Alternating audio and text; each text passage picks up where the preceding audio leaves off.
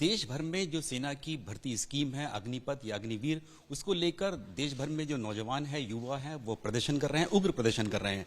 आखिरकार ऐसे में, ऐसी परिस्थितियों में सेना की तरफ से क्या संदेश हो सकता है, कैसे समझाया जा सकता है इन युवाओं को, उस सब पर बातचीत करने के लिए हमारे साथ खुद आर्मी के vice chief lieutenant general BS Raju हैं। उनसे बातचीत करेंगे।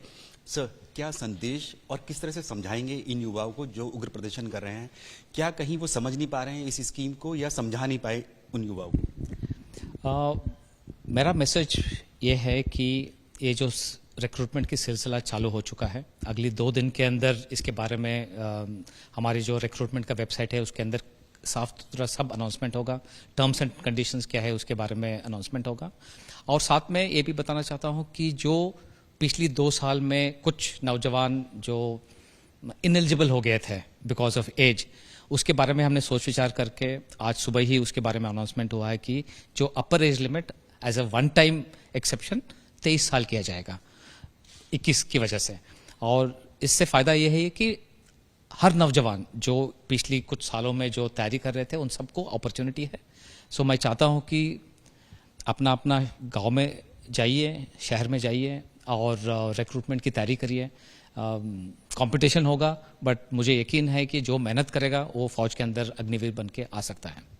सर, एक और सवाल खड़ा हो रहा है इस स्कीम को लेकर, काफी सवाल भी खड़े हुए हैं इसको लेकर कि क्या अब जो सेना है वो क्या नौकरी का विकल्प नहीं है, रोजगार का विकल्प नहीं है? आप सिर्फ देश की सेवा और सुरक्षा के लिए आइए और आप उसके बाद किसी दूसरी जगह पर नौकरी अगर चाहते हैं, करियर बनाना चाहते हैं तो चले जाएं। क्या देखो, अपॉर्चुनिटी 3 किस्म के लोगों के लिए है।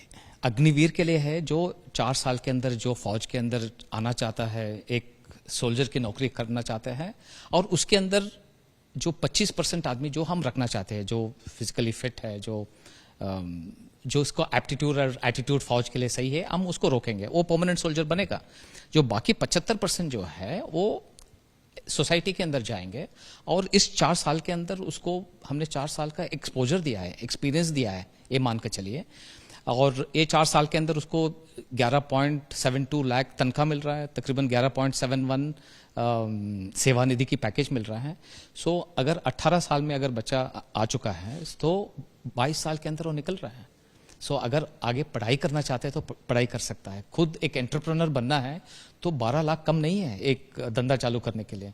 अगर वो आगे कोई गवर्नमेंट जॉब में जा सकता है या प्राइवेट इंडस्ट्री में जाना चाहता है तो उधर भी जा सकता है।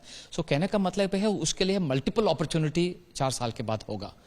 और आज का दिन में सिविल के अंदर एम्प्लॉय करने के लिए क्या देखते हैं? एक फिजिकली फिट हो, मेंटली साउंड हो, डिसिप्लिन्ड हो, लॉयल हो, ये सब खूबियां हमारी जवान के अंदर है। सो मेरे हिसाब से किसी को कोई मतलब संकोच नहीं होना चाहिए अग्निवीर बन के आने के लिए। और 4 साल की नौकरी के बाद अगर जिसको रहने का मौका मिलता है वो रहे, और जो बाहर जाता है तो उसको एक अलग ही दुनिया खुल जाएगा। धन्यवाद सर। तो ये हमारे साथ सेना के सहसेना अध्यक्ष लेफ्टिनेंट जनरल BS राजू थे, जो देश के युवाओं को एक संदेश दे रहे हैं, समझाना चाह रहे हैं कि इस स्कीम के जरिए जो युवा हैं वो आ सकते हैं, सेना में आ सकते हैं 4 साल के लिए, और उसके बाद एक डिसिप्लिन, एक लॉयल सोल्जर की तरह वो दूसरे सेक्टर्स में जा सकते हैं, सरकारी नौकरी कर सकते हैं या प्राइवेट सेक्टर में भी जाकर अपना कैरियर बना सकते हैं। लेकिन सेना में सिर्फ जो अग्निवीर के 25% जो अग्निवीर होंगे वही अपनी जो सेवाएं हैं वो जारी रख सकेंगे। कैमरामैन कपिल मिश्रा के साथ नीरज राजपूत, ABP न्यूज, दिल्ली।